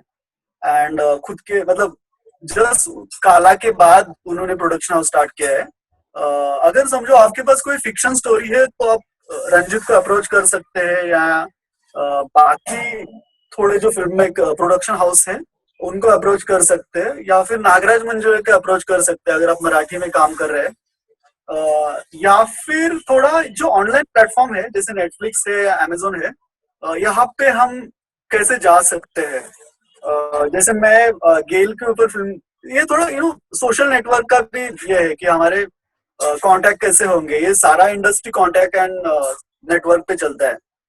जैसे मैं गेल के ऊपर फिल्म कर रहा हूँ तो निहारिका सिंह नाम से एक एक्ट्रेस है एंड अम्बेडकराइट भी है. उन्होंने मुझे, मेरा बात होता है उनका और मेरा, तो उन्होंने मुझे बताया था बीच में कि सोमनाथ अगर तुम फिल्म कर रहे हो तो किसी अच्छे प्लेटफॉर्म को हम दे सकते हैं. तो मुझे लगता है वहां पे आपकी बात करने वाला कोई चाहिए. जैसे एंड भी मैं एक फिल्म किया है, मेरा फिल्म पब्लिक डिस्कस में था, थोड़ा लिख के आया है. इसलिए मुझे ये सारे कांटेक्ट है। या फिर अगर हम डॉक्यूमेंट्रीज बना रहे हैं तो डॉक्यूमेंट्रीज का तो बड़ा फंडिंग मतलब बड़ा बजट नहीं होता है। सो डॉक्यूमेंट्रीज के लिए हम गवर्नमेंट के कुछ फेलोशिप्स है। सेंट्रल गवर्नमेंट का एक मुझे जस्ट नाम भूल गया हूँ, एक फेलोशिप है जो हर साल वो देते हैं डॉक्यूमेंट्रीज के लिए। या फिर डॉक्यूमेंट्रीज के लिए दूसरा ऑप्शन है कि क्राउड फंडिंग करना सोशल मीडिया के थ्रू। एंड बहुत सारे लिबरल अम्बेडकराइट या लेफ्ट सर्कल में फंडिंग इकट्ठा होता है, ये हमारा एक्सपीरियंस रहा है। मैंने खुद मेरे फिल्म्स के लिए किया है, मेरे फ्रेंड्स के लिए किया है।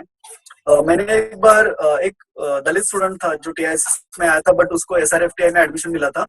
उसके लिए भी उसका फीस कुछ तो 2 लाख था, तो उसके लिए भी हमने फंडिंग रेज किया था ऑनलाइन प्लेटफॉर्म से। तो वो एक ऑप्शन है। नहीं तो कुछ क्राउड फंडिंग के वेबसाइट है, जैसे विसबेरी है या बाकी प्लेटफॉर्म है, वहां से भी हम फंडिंग रेज कर सकते हैं। सो ये 2-3 ऑप्शन है, बट उसके लिए मुझे लगता है थोड़ा हमारे खुद के थोड़े कांटेक्ट होने जरूरी है। Anyone else has any question?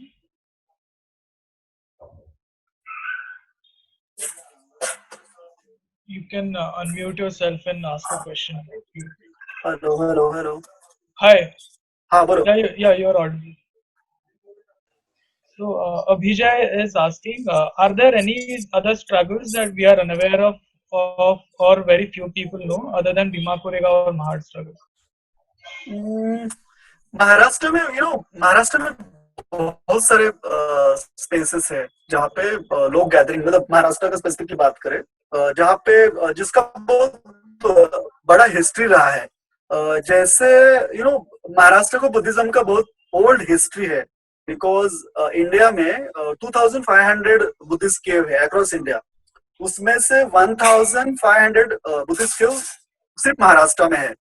And वहां पे बहुत सारे अम्बेडकराइट एंड प्रोग्रेसिव लोग विजिट करते हैं, एंड कभी कभी वहां पे गैदरिंग भी होते हैं। सो बुद्धिस्ट केव एक जगह है अक्रॉस महाराष्ट्र में जहाँ पे भी बुद्धिस्ट केव है। दूसरा बहुत सारे, जैसे कोल्हापुर में बाबा साहब और शाहू महाराज का एक गैदरिंग हुआ था उनके पब्लिक लाइफ का स्टार्टिंग में, वहां पे भी लोग गैदरिंग करते हैं। मुझे लगता है कि हर डिस्ट्रिक्ट में जहाँ पे भी अम्बेडकराइट स्पेसेस है या एंटीकास हिस्ट्री है, जैसे महात्मा फुले और सावित्रीबाई फुले का जो बर्थ प्लेस है पुणे में, जो उनका घर है जिसको फुलेवाड़ा बोलते हैं, वहां पे भी लोग गैदरिंग करते हैं। जैसे उनका जो नायगांव नाम का गांव है पुणे के पास, वहां पे लोग गैदरिंग करते हैं। एंड मतलब इंटरेस्टिंग ये बात है कि ये गैदरिंग लोगों को इतना पता नहीं है। जहाँ पे भी बाबा साहब ने विजिट किया है या भाषण दिया है और वहां पे कुछ बना है, वहां पे लोग गैदरिंग करते हैं उस दिन को रिमेम्बर करके।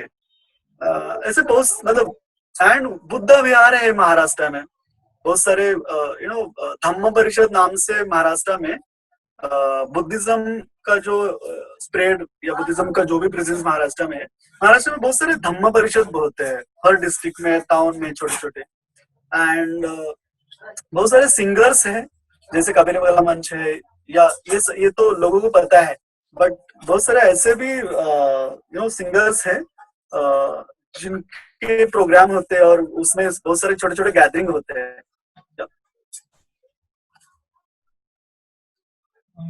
Hello. Hima is Sagar has raised his hand. You can unmute yourself. Yeah, please. Yeah. Hello. Yeah. So this is Sagar Bhagat, and I would like to know. There is a movie content based on Nirvana, Buddhist Nirvana. So that also we can target, because that is a very, very good content. That would be a global content. I don't know whether you have watched that movie called A Ship of Theseus. Yeah, I watched. Yeah. So it is a very nice movie, and in similar context, there was mostly, I think so, it was of a Jain philosophy, but it is more or less same as that of a Buddhist philosophy. So if we make such films based like this Nirvana philosophy, with regards to Buddhist Nirvana philosophy, then it would make a great content, a very solid content. And I'm sure if it is put up properly, it will fetch many international awards. Yeah. Okay. So never, yeah, like yesterday I was trying to like I watched Guide movie, and I think so Devanand then he has targeted the global audience. I know that it was an English version of a Guide movie also, and he has tried to show Nirvana in the end, but it was like a very wrong way shown. He has like resorted to some starvation Okay, the okay, means of nirvana, okay. which is very very incorrect. Starvation with starvation we cannot attain nirvana. So it was very badly placed, I would say. Okay. Okay, very badly placed. If we place this topic in a very right manner, okay, it will be a global content, and like believe me, it will be a like a solid uh, topic to tap. So please do consider if Okay, thank you, anybody is thank you. yeah. Thanks. Yeah. Next. Hima is asking, as an independent Dalit filmmaker who's a strong voice in anti-caste movement, how do you also monetize from it, as all of your content is out there for free for consumption? So in this context, what do you have to say to those filmmakers from Dalit Bahujan community who want to rightly express themselves on celluloid, while that being their only resource, their only source of income? As in, how do they make sure it reaches the masses while also being able to monetize from it? सी मुझे लगता है थोड़ा बहुत सारे लोग try करते हैं film बनाने के, बट मुझे लगता है कि फिल्म बनाने के लिए थोड़ा खुद का ट्रेनिंग करना बहुत इम्पोर्टेंट है. जैसे यूट्यूब पे बहुत सारे लोग फिल्म बनाते हैं, एंड मराठी में भी हमारे अम्बेडकर सर्कल में भी बहुत सारे लोग फिल्म बनाते हैं, बट उसको कभी पब्लिक डिस्कशन या अटेंशन या उसके बारे में छोटा न्यूज भी कहीं नहीं आता है. तो मुझे लगता है कि थोड़ा खुद का ट्रेनिंग करना बहुत इम्पोर्टेंट है. मैं मतलब सेल्फ ऑब्सेशन नहीं है, बट मैंने मास्टर्स किया है, मैंने एफटीआई में काम किया है, मैंने स्टडी किया है सिनेमा का, मैं ईरानियन सिनेमा को फॉलो किया है. तो थोड़ा खुद का ट्रेनिंग करना इम्पोर्टेंट है. एंड मुझे ये लगता है कि थोड़े नेटवर्क में रह के, मूवमेंट के नेटवर्क में रह के फिल्म को जैसे काला है, ओके, काला या सैराट या फैंड्री या कबाली या पेरेरम पेरेबल, ये फिल्म ने बिजनेस भी किया है. एंड इसका ये पब्लिक डिस्कशन में भी है, इसके बारे में बहुत सारा एकेडमिकल राइटिंग भी आया है. सो मुझे लगता है थोड़ा उस लेवल के फिल्म्स करने, एंड तुम्हारे खुद का एक सोशल नेटवर्क होना, एंड उस नेटवर्क के थ्रू डिफरेंट, जैसे मैंने फिल्म स्क्रीन किया है तो बहुत सारे यूनिवर्सिटीज में हमारे लोग हैं, प्रोग्रेसिव सर्कल के लोग हर यूनिवर्सिटी में है. सो थोड़ा उस चैनल में खुद को लेके आना भी जरूरी है, तभी आई थिंक हमारा काम थोड़ा पब्लिक में आ सकता है. एंड आई थिंक ये जो फाइनेंशियल ये सारे चीजें हैं वो सब्जेक्ट पे डिपेंड है. अगर सब्जेक्ट अच्छा है एंड उस पे अच्छा इन द सेंस हमने अच्छा काम किया है, तो वो पैसे भी निकल सकते हैं, एंड वो उसको पॉपुलैरिटी भी मिल सकती है. So Dinesh is asking if a movie is made based on Dalit Peshwa conflict, what is the probability of it not being banned in India? I doubt it will ever be released. It's like मैं पहले ही clear किया कि मैंने film 2070s में किया था, but मेरे film में ये सारे डिबेट है. अगर आप केयरफुली देखोगे, क्योंकि मैं उन सारे डिबेट के बारे में केयरफुल था, क्योंकि मुझे थोड़ा तो आइडिया था कि कभी तो इस पे कंट्रोवर्सी हो सकती है, बिकॉज इसको इग्नोर किया गया था, बट इसके बारे में लोग डिस्कस करते थे. एंड मैंने जब मतलब मेरा एक्सपीरियंस रहा है कि जस्ट 3 जगह पे मेरा फिल्म को स्क्रीनिंग कैंसिल किया गया. एक दिल्ली स्कूल ऑफ इकोनॉमिक्स में, एक आई थिंक इग्नू में, एंड तीसरा जगह मैं भूल गया हूँ. सो बट मैंने राउंड टेबल का प्लेटफॉर्म पे फिल्म की कॉपी रिलीज किया था, बिकॉज मुझे पता था कि अगर कुछ इशू हुआ तो मुझे सपोर्ट मिल सकता है अम्बेडकर सर्कल से. एंड कंट्रोवर्सी उस लेवल का नहीं हुआ, बिकॉज मुझे लगता है कि एक पॉलिटिक्स भी होता है ना कि आपको क्यों वो इतना पॉपुलैरिटी देंगे. Shilpi, you can ask your question. Okay. Hi, Somnath. First of all, very fascinating and beguiling Thanks. documentary.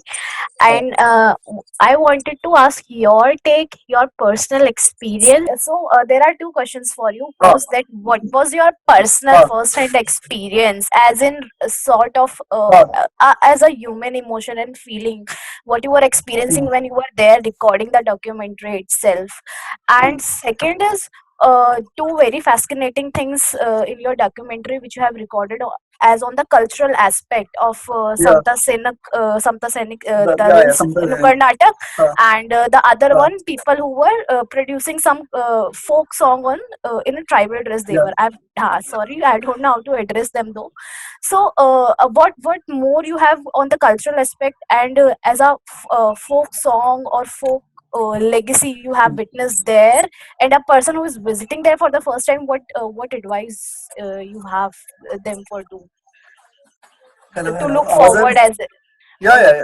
Look, because मैं almost 6-7 year भीमा कोरेगांव को विजिट किया है. 2017 में जब शूट किया तो मेरा almost I think 4th time था विजिट करना. एंड इतना बड़ा गैदरिंग होता है, इट्स लाइक 40-50 लाख लोग विजिट करते हैं, तो शूट करना भी थोड़ा डिफिकल्ट होता है. एंड बिकॉज मुझे पता था सारा कि कहाँ पे क्या होता है और कौन से टाइम पे होता है इवेंट. एंड एक पर्सनल कलेक्शन होता है कि तुम्हारे कम्युनिटी का गैदरिंग है. एंड कैमरा, मैं पहली बार कैमरा से शूट कर रहा था, उसके पहले मैं आंखों से देख रहा था इवेंट. एंड एक हमेशा मन में था कि इसको एक असर्शन का स्टोरी है, तो उसको असर्शन के वे में ही प्रेजेंट करना है. एंड समता सैनिक दल का स्पेस रखने का रीजन ये था बिकॉज महाराष्ट्र में अम्बेडकराइट मूवमेंट जो है वो सिर्फ एकेडमिक्स में लोगों तक नहीं गए है. ये जो सिंगर्स है जो कम्युनिटी में बस्ती में जाके गाने के थ्रू बाबा साहब का मूवमेंट अभी भी है महाराष्ट्र में. तो एंड वो काफी पावरफुल मीडियम है कि और लोगों से डायरेक्ट कनेक्ट करते हैं वो लोग. एंड इसलिए मैंने समता सैनिक दल और उनके सिंगर्स को रखा बिकॉज वो काफी powerful powerful music and songs है. एंड स्पेसिफिकली वो ग्रुप चुनने का एक रीजन था क्योंकि वहां पे बहुत सारे ग्रुप्स आते हैं एंड कुछ ग्रुप के आइडियोलॉजिकल काफी कॉन्फ्लिक्ट है. वो लेफ्ट भी है, वो अम्बेडकराइट भी है. एंड मुझे ऐसा कोई कंट्रोवर्सी वाला ग्रुप नहीं रखना था फिल्म में. सो इसलिए ये ग्रुप इस ग्रुप के कुछ लोग मुझे पता था, उनका म्यूजिक मुझे काफी पसंद था पहले से. एंड किसी को भी भीमा कोरेगांव के इंटरव्यू छोड़ के, मतलब प्रोफेसर का जो इंटरव्यू है सचिन गरुड़ का, वो छोड़ के एंड मृदुला का इंटरव्यू छोड़ के सारे चीजें जो है इंसिडेंटल वहां पे होते रहे हैं. मैंने जस्ट उसको फॉलो किया है, मैंने किसी को भी बताया नहीं है कि आप ये करो वो करो. जो वहां पे होता है वो डायरेक्टली मैंने शूट किया है बिना उनको डिस्टर्ब किए हुए. एंड काफी इंटरेस्टिंग था एक्सपीरियंस मेरा. मतलब इट्स लाइक कि तुम्हारा एक कम्युनिटी का हिस्ट्री है एंड तुम उसको एक केयरफुली उसको डॉक्यूमेंट कर रहे हो एंड ये डॉक्यूमेंटेशन काफी लोगों तक जाएगा. ये एक फीलिंग था मेरा. Okay, thank you so much. Yeah, thank you. Mohsin, you want to ask a question? Yeah. Somnath, आवाज आ रही है मेरी? हेलो. आ रही प्लीज. सोमनाथ, मुझे एक पूछना था कि आप जब ये फिल्म्स बनाते हैं तो ये ट्रेंड मैं देख रहा हूँ कि नागराज मंजुळे में भी है और एक अनुराग कश्यप में भी देखता हूँ कि whenever they make films, they make sure that they first go to some international film festivals. एक वो ट्रेंड दिखता है मुझे and they try marketing aspect for it. फिर ये प्रोसेस करने में भी मतलब कोई भी उठ के कोई फिल्म बनाएगा और इंटरनेशनल फेस्टिवल में सिलेक्ट होगी, ये इतना इजी प्रोसेस है या फिर इसके लिए भी वहां पे भी नेटवर्क्स लगेंगे, वहां पे भी मेहनत लगेगी? और एक क्वेश्चन है मेरा, Somnath, how are you sustaining, और एक जनरल फिल्म मेकर जिसे इतना स्पेस अभी नहीं मिल रहा है but he is known, how do you sustain yourself? मतलब रोजमर्रा की जिंदगी में आप कैसे चल जाता है पूरा सब कुछ? लुक, पहला क्वेश्चन जो है ऑब्वियसली उसके लिए नेटवर्क लगता है, यू नो। मैंने मेरा फिल्म शायद 1 साल बाद कोलंबिया यूनिवर्सिटी में स्क्रीन हुआ यूएस में, बट मैं कोई अगर सवरना होता या मैं कोई प्रिविलेज फैमिली से होता तो मेरा फिल्म पहले मंथ ही किसी इंटरनेशनल फेस्टिवल में जाता। फेस्टिवल का एक नेटवर्क है एंड यूनिवर्सिटी का एक नेटवर्क है। एंड एक अच्छी बात है कि अम्बेडकराइट लोग अक्रॉस वर्ल्ड के अलग अलग स्पेसेस में है अभी। जैसे नागराज मंजुले का जो फिल्म फैंड्री या सैराट जो भी इंटरनेशनल स्क्रीनिंग हुए है, उसमें अम्बेडकराइट लोगों का काफी कंट्रीब्यूशन है, यूएस के, यूके के, या जो भी जर्मनी में है। वहां पे आपके लोग होने चाहिए एंड एक नेटवर्क काम करता है। एंड इसके फेस्टिवल के बहुत सारे फीस भी होते हैं। मतलब मैं mostly university spaces and community spaces में भीमा कोरेगा उसको स्क्रीन किया है। मेरा वो कैपेसिटी नहीं था, अभी भी नहीं है कि किसी इंटरनेशनल फेस्टिवल का 15,000 10,000 इंडियन रुपीस भर के वहां पे फिल्म भेजूं। तो वो कैपेसिटी नहीं था, इसलिए मैंने फिल्म को नहीं भेजा। यूनिवर्सिटी स्पेसेस में जहाँ पे मुझे पैसे नहीं भरने पड़े वहां पे मैंने स्क्रीन किया है मोस्टली। एंड दूसरा क्वेश्चन ये है कि सस्टेन कैसे। मैं पीएचडी स्कॉलर हूँ एंड पीएचडी मैं टीएसएस में पीएचडी करता हूँ। मैं फिल्म मेकिंग फुल टाइम नहीं करता हूँ, आई डोंट नो कभी कर पाऊंगा कि नहीं, इसलिए मैं फिक्शन की ओर नहीं गया हूँ अभी तक। मतलब ड्रीम है फिक्शन बनाने का, बट अभी वो कंडीशन नहीं है फुल टाइम फिल्म मेकिंग करने की। सो मैं मेरा पीएचडी एंड फिल्म मेकिंग साथ करता हूँ। पहला जो फिल्म किया था तब मैं जॉब कर रहा था, I am not weak job किया था, मैं एफटीआई में जॉब कर रहा था।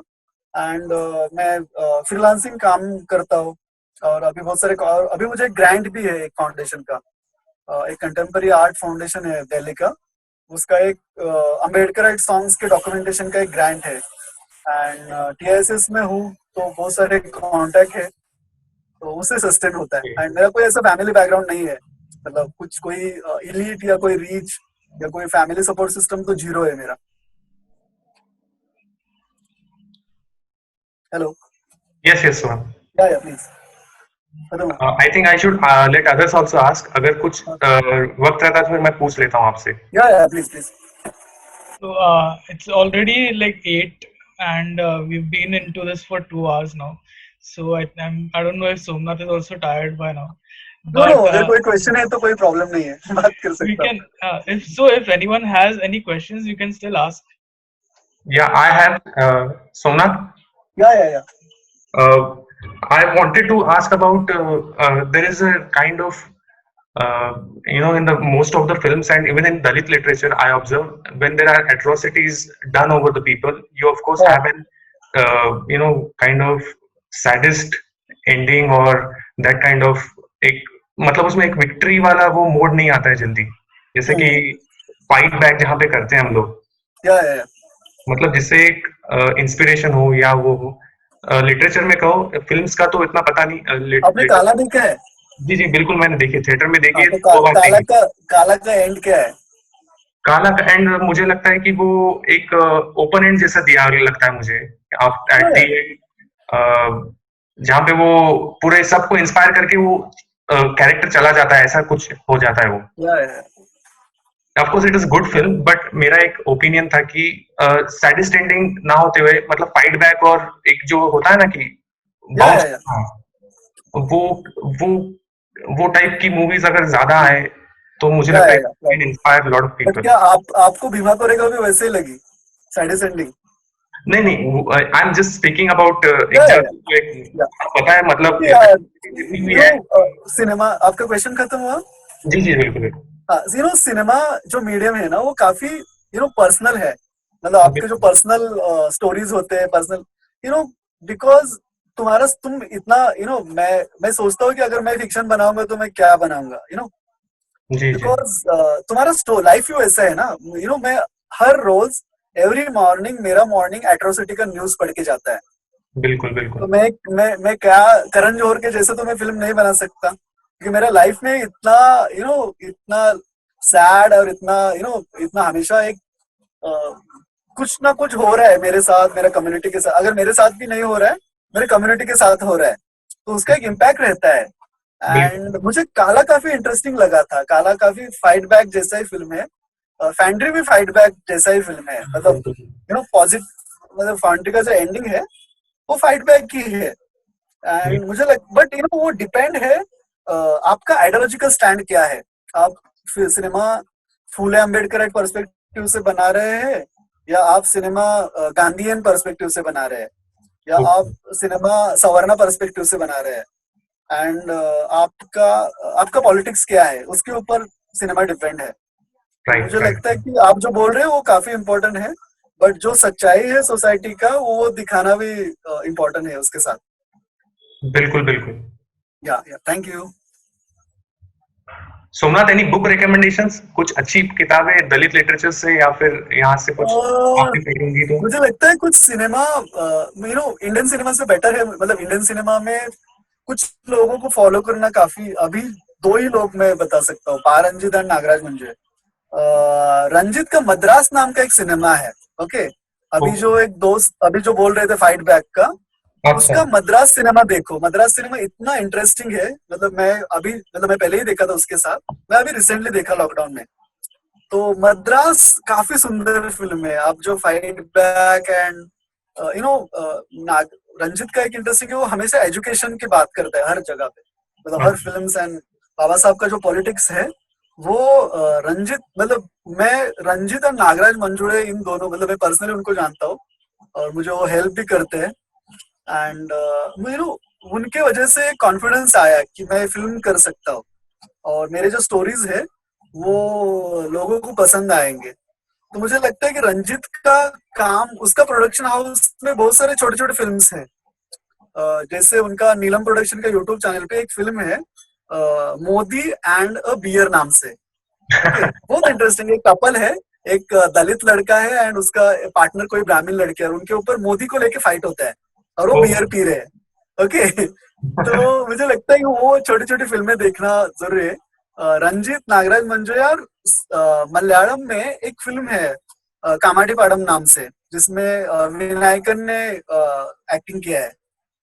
वो फिल्म देखो, बहुत इंटरेस्टिंग फिल्म है। मतलब विनायकन शायद अक्रॉस सिनेमा वर्ल्ड में दलित मेल को हीरो का स्पेस कभी नहीं मिला है, वो सिर्फ मलयालम इंडस्ट्री में मिला है। कोई दलित वुमेन एक्ट्रेस रही है बॉलीवुड में भी एंड तमिल एंड मलयालम में भी, बट मेल कोई नहीं हुआ है अभी तक विनायकन छोड़ के। और विनायकन का इस लाइक बहुत पावरफुल एक्टर है वो। तो वो कुछ फिल्म है। एंड मुझे लगता है थोड़ा वर्ल्ड सिनेमा देखना जरूरी है, ईरानियन एंड अफ्रीकन सिनेमा, तो हमारा एक सोच डेवलप होता है, मतलब। एंड बुक, मुझे लगता है कि आई डोंट नो ये कितना, मैं मतलब किसी के लिए हेट्रेड नहीं है मन में, नॉन ब्राह्मण राइटर को पढ़ना बहुत जरूरी है अभी का कंटेम्पररी टाइम में।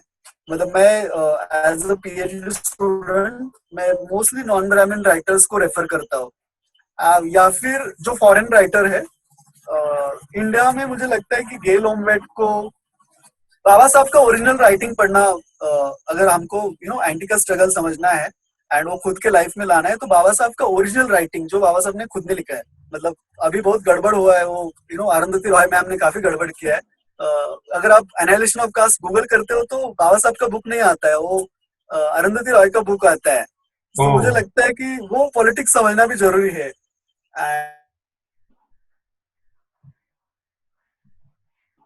एंड बाबा साहब का ओरिजिनल लिटरेचर, फूले का ओरिजिनल लिटरेचर है महाराष्ट्र का, आई थिंक के कुछ तुकाराम का एक बुक गेल ने भारत में ट्रांसलेट किया है, सॉन्ग्स ऑफ तुकोबा। वो हिस्ट्री भी समझना जरूरी है, जो एंटीकास्ट हिस्ट्री है, मतलब स्पेसिफिकली अगर महाराष्ट्र की बात करें। एंड कुछ मराठा राइटर्स ने भी काफी अच्छे राइटिंग किए हैं, मतलब जिन्होंने एंटीकास्ट डिस्कोर्स जो ब्राह्मणिक शिवाजी यहाँ के ब्राह्मण्स ने लोगों तक लेके गया था, वो नरेटिव तोड़ने में जो राइटर्स है, जैसे गोविंद पानसरे है या फिर अप्पा साहेब पवार नाम से एक है, उनका लिटरेचर पढ़ना बहुत जरूरी है। एंड अभी ऑनलाइन प्लेटफॉर्म भी काफी इंटरेस्टिंग प्लेटफॉर्म है, जैसे राउंड टेबल इंडिया हो या वेलीवाड़ा हो या दलित कैमरा हो। And at a time but ये भी देखना जरूरी है कि अक्रॉस वर्ल्ड कास्ट कैसे ट्रैवल कर रहा है अभी। एंड उसके ऊपर भी अगर कुछ राइटिंग है तो वो भी पढ़ना इंटरेस्टिंग होगा. Thank you, Somnath. Thank you so much. Yeah. Thank you. Kapri, can you ask your question?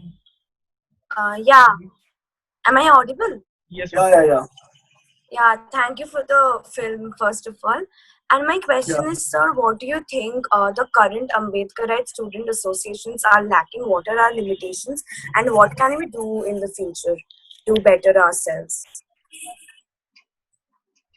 The Ambedkarite student associations. Which university? Across campuses? No, it's a more Hello? generalized questions. Yeah, across Hello? campuses, various Ambedkarite student associations. What can we do Yeah, to I think improve? listen. Yeah, okay. मुझे लगता है कि बाकी जो भी student organisation होते हैं उनको उनका मदर ऑर्गेनाइजेशन जो है पॉलिटिकल ऑर्गेनाइजेशन, जैसे सीपीआई कम्युनिस्ट स्टूडेंट्स के जो ग्रुप होते हैं उनके पार्टी के उनको सपोर्ट सिस्टम होता है, या फिर एबीवीपी हो या एनएसयूआई हो, उनको उनके पार्टी का सपोर्ट सिस्टम है. हमारे जो स्टूडेंट ग्रुप्स है उनको कोई पार्टी का फंडिंग या पार्टी का सपोर्ट सिस्टम नहीं है. और हमारे स्टूडेंट इतना बुरा कंडीशन से, गांव से, बस्ती से निकल के सिटी में आते हैं एंड उनको स्ट्रगल, उनके लिमिटेशन है एंड वो वही लिमिटेशन के साथ ही वो स्टूडेंट इश्यूज पे बात करते हैं. तो मुझे लगता है उसको थोड़ा एक्नॉलेज करना चाहिए, बिकॉज बाकी स्टूडेंट ऑर्गेनाइजेशन और अम्बेडकर स्टूडेंट ऑर्गेनाइजेशन में रिसोर्स के मामले में, प्रिविलेज के मामले में काफी डिफरेंस है. यही है कि रिसोर्स का इश्यू है. एंड मुझे लगता है अम्बेडकर ग्रुप्स ने मतलब आई डोंट नो, बिकॉज मैं भी स्टूडेंट हूँ एंड मैं इतना एक्टिव स्टूडेंट मूवमेंट में नहीं हूँ, बट मैं हमारे कैंपस के अम्बेडकर पॉलिटिक्स को सपोर्ट करता हूँ हमेशा. मुझे लगता है कि उन्होंने बाकी जो मार्जिनलाइज ग्रुप्स हैं उनके साथ एसोसिएशन एंड उनके इश्यूज भी समझ के उनको साथ लेना वो जरूरी है. मुझे लगता है मतलब वो करते हैं कैंपसेस में, बट बड़ा लेवल पे करने की जरूरत है. Hello. Yeah, thank you, sir. Yeah, got it. Thank you. Yeah. So Somnath, I had a question for you. If the time permits. As someone who comes from the Dalit community and who has documented the whole Bhima Koregaon, the Battle of Bhima Koregaon, everything that surrounds it. So, do you also there is someone from the Dalit community.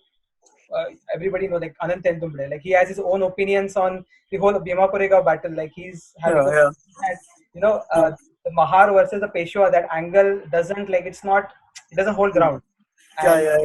What are your opinions as someone who has documented it, and as someone who is so respected professor? Like okay. Listen, Anand historian नहीं है, ये हमको समझना जरूरी है. Okay, because ये जब उन्होंने एक ये प्रॉब्लमेटिक आर्टिकल लिखा, अभी जो इशू हुआ रहा है ना कि उनको सपोर्ट नहीं मिला है, मतलब आनंद की जो उनके साथ इनजस्टिस हुआ है, ये मैं मानता हूँ. मतलब जो भी उनके साथ डिफरेंसेस है, बट उनके साथ इनजस्टिस हुआ है और उनको बाहर आने के लिए सारे प्रोग्रेसिव ग्रुप ने उनको सपोर्ट करना चाहिए. बट मुझे लगता है आनंद हिस्टोरियन नहीं है, वो समझना भी जरूरी है. एंड आनंद ने जो आनंद का जो भी आर्टिकल है उसको हम इतना इम्पोर्टेंस क्यों देते हैं, क्योंकि बाकी लोगों ने भी लिखा है. भीमा कोरेगांव पे एक बुक आया है, मतलब आनंद जो बात करेगा क्या वही यूनिवर्सल ट्रूथ है. उनको क्रिटिसिज्म वाले भी बहुत सारे आर्टिकल आए हैं, राउंड टेबल पे भी आया है. एंड बाबा साहब सोशल साइंस के स्कॉलर थे, उन्होंने एक मिथ क्रिएट किया, ऐसा आर्गुमेंट आनंद ने किया है. मुझे नहीं लगता है कि वो पूरा सच है. एक और खुद के कम्युनिटीज उनके उस आर्टिकल की वजह से इतने सारे प्रॉब्लम हुए कि ये जो सारा लिबरल सवर्णों का सर्कल है, उन्होंने उस आर्टिकल को काफी सेलिब्रेट किया. मुझे लगता है कि उनके भी जो कुछ कास्टिस्ट एंड जो कुछ प्राइड होते हैं वो ऐसे समय में बाहर आते हैं. सो मुझे नहीं लगता है कि आनंद के जो आर्गुमेंट है वो उसको कोई प्रूफ है, क्योंकि ये आर्टिकल के बाद मैंने उनको ईमेल किया था जिसका उन्होंने कभी रिप्लाई नहीं दिया. मैंने उनको ईमेल किया था कि सर मैं भीमा कोरेगांव को ऑलमोस्ट 6 ईयर विजिट किया है एंड मैंने रिसर्च किया है, मैंने रिसर्च करके प्रॉपर एक डॉक्यूमेंट्री बनाया है जो पब्लिक डिस्कशन में है। एंड एक तो भीमा कोरेगांव और बाकी जो भी बहुजन हिस्ट्रीज है उसके राइटिंग में काफी गड़बड़ है, मतलब उसका डॉक्यूमेंटेशन या उनका उसका वेल राइटिंग नहीं हुआ है एंड उस भीमा कोरेगांव की हिस्ट्री के प्रूफ नहीं मिलते हैं। वो जो एक बड़ा पिलर है वही एक हिस्टोरिकल रिकॉर्ड है भीमा कोरेगांव का, और उस हिस्टोरिकल रिकॉर्ड पे क्लियरली लिखा है कि भीमा कोरेगांव का वॉर क्या था, क्या है एंड वो किसने किया। एंड मैंने उनको पूछा कि आपको प्रूफ कहाँ से मिले, क्योंकि मैं 2 साल सर्च कर रहा था, मुझे कोई प्रूफ नहीं मिले। बहुत थोड़े थोड़े प्रूफ है, वो भी मराठी में है एंड कुछ ब्रिटिश के डॉक्यूमेंट है। एंड प्लीज मेरे से शेयर करिए, शायद मैं मेरा अज्ञान दूर हो जाएगा कि ये फॉल्स हिस्ट्री है। उन्होंने कभी रिप्लाई नहीं दिया मुझे। सो मुझे लगता है कि आई डोंट नो उन्होंने कहा से हिस्ट्री राइटिंग के लिए प्रूफ की जरूरत होती है और उसके बाद उन्होंने कहा नहीं। अगर वो आर्टिकल बेसलेस है, अगर वो प्रूफ देते ना कि ये यहाँ पे ये हिस्ट्री है, यहाँ पे ये बताया गया है कि ये फॉल्स, ये कोई वॉर नहीं। और सबसे पहला ये जो कास्ट का एंगल है वो डिनाई करते हैं उस पूरा आर्टिकल में। आई डोंट नो उनका क्या स्टैंड था, क्या उनको उनके सवर्णा कॉमरेड को खुश करना था। वो पूरा जो एक एंड कास्ट अनटचेबिलिटी की प्रूफ है, मतलब यहाँ पे पिलर है, मुक्ता साळवे का एस्से है, ब्रिटिश रिकॉर्ड है, इसके बारे में वो कोई बात नहीं करते हैं। तो मुझे लगता है उस आर्टिकल को इतना इम्पोर्टेंस देने की जरूरत नहीं है।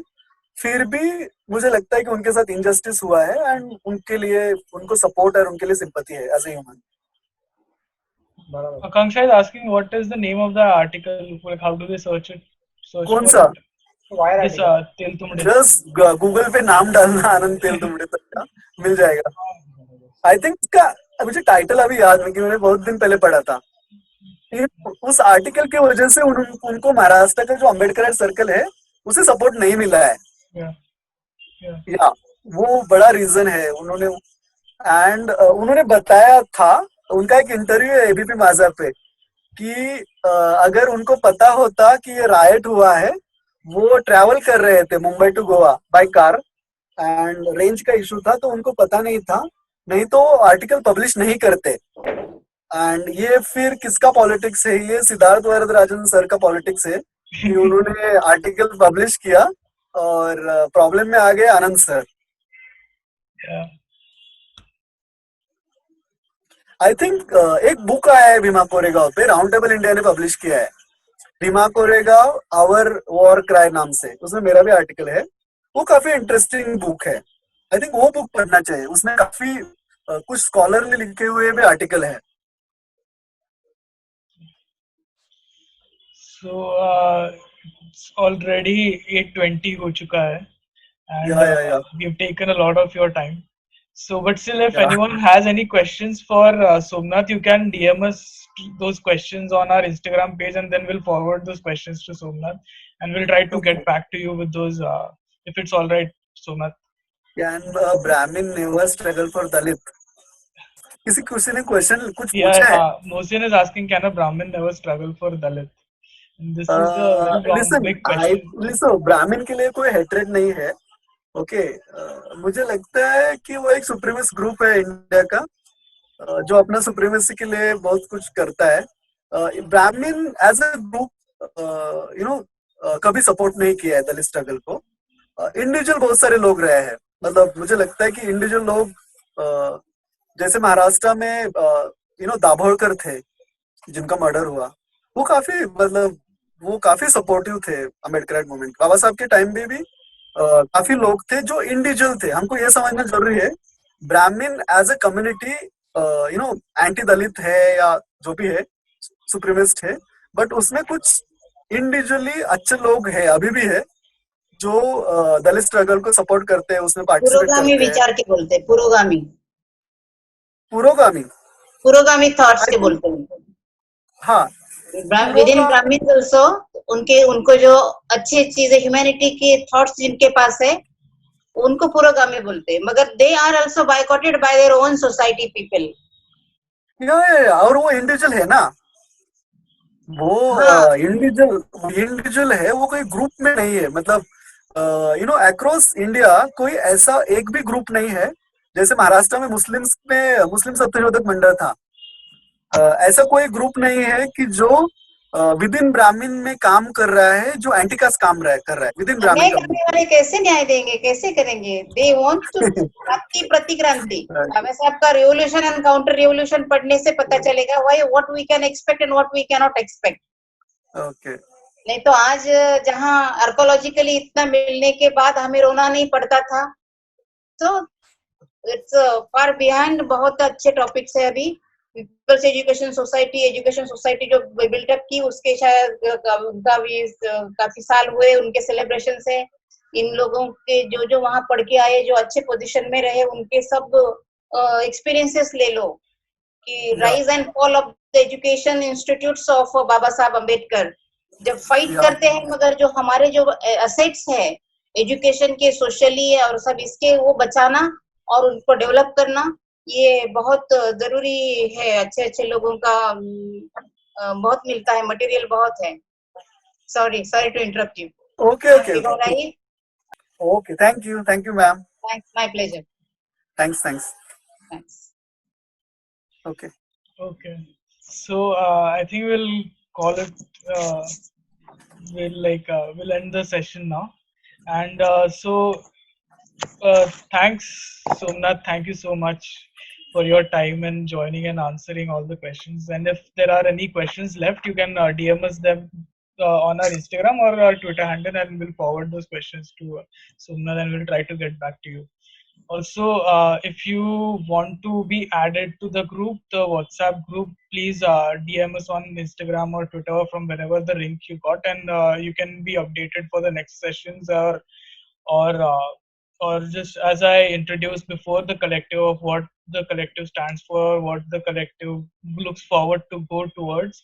And we'll also update about the next reading that we'll have on this Sunday. We will decide on the book and we'll update it on the Instagram page, and we'll let everyone know for how you can join. And so if anyone else, so Shogun or if Somnath, you want to say something before we stop the session? Yeah, I mean, Somnath, like, as a final question, like, Okay. what would be your advice to future, like, Dalit Bahujans who are wanting to make films, and like, what would be your advice to them? Fine. मुझे लगता है कि training, मैं जिस बात कर रहा था ना, ट्रेनिंग करना काफी जरूरी है। मतलब कहीं किसी फिल्म इंस्टीट्यूट है या मीडिया स्टडीज का कोर्स है, कुछ तो पढ़ना जरूरी है फिल्म मेकिंग के पहले। नहीं तो एक दूसरा ऑप्शन है कि किसी फिल्म मेकर के साथ काम करना जरूरी है एज असिस्टेंट, जिनको पॉसिबल नहीं है यूनिवर्सिटी में जाके पढ़ाई करे 1 साल का 2 साल का, एटलीस्ट एक फिल्म को असिस्ट करना चाहिए। अगर वो डॉक्यूमेंट्री कर रहे हैं तो किसी डॉक्यूमेंट्री के प्रोजेक्ट में काम करना चाहिए, खुद का ट्रेनिंग करके फिल्म करना चाहिए। एंड रीडिंग अच्छा होना चाहिए, पॉलिटिक्स के बारे में, सोसाइटी के बारे में रीडिंग, मतलब सोशल साइंस का रीडिंग। एंड मतलब जो तुम्हारा आइडियोलॉजिकल स्टैंड है उसके बारे में तुम्हारा रीडिंग, अगर तुम्हारा रीडिंग अच्छा है तभी तुम फिल्म अच्छी बना सकते हो, at least documentary. Reading and training, मतलब कोई भी फिल्म मेकिंग का कोर्स करके या किसी को असिस्ट करके फिर फिल्म्स करना, आई थिंक वो अच्छा है फिल्म मेकर के लिए, किसी के लिए। एंड मुझे लगता है फिल्म मेकिंग कोई रॉकेट साइंस नहीं है, एंड हम फिल्म बना सकते हैं। मैं यहाँ से भी, मतलब मैं बहुत जगह भी बताता हूँ, अगर किसी को कुछ हेल्प लगा, जिसको मेरा जो भी कैपेसिटी है, जो भी मेरा कुछ काम है, मैं हेल्प कर सकता हूँ। मैं बहुत सारे लोगों को हेल्प करता हूँ। अगर किसी को नया कुछ आइडिया डेवलप करना है डॉक्यूमेंट्रीज का, या फिक्शन करना है, या जो भी कुछ, मैं हेल्प कर सकता हूँ। मुझे भी अप्रोच कर सकते हैं, अगर कोई दलित बहुजन कम्युनिटी या कोई अगर प्रोग्रेसिव सवर्णा भी है, उसको मैं हेल्प कर सकता हूँ।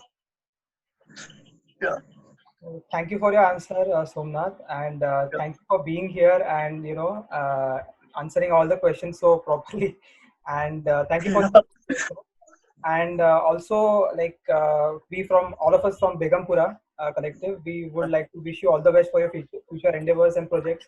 Certainly for this documentary that you're making on Gail Ombed. And we wish you all the best, and we wish to have you on our collective. If you you can come in the future. Yeah. You would like to. Yeah, thank you Lekha मुझे invite करने के लिए and entire team of Begumpura. Okay, thanks. Thank you. All the best. Yeah, thank you, ma'am. Thank Yeah.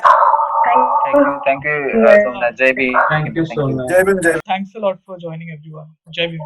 Jai Bhim to Okay, all. thank you, Jai Bhim. Bye-bye.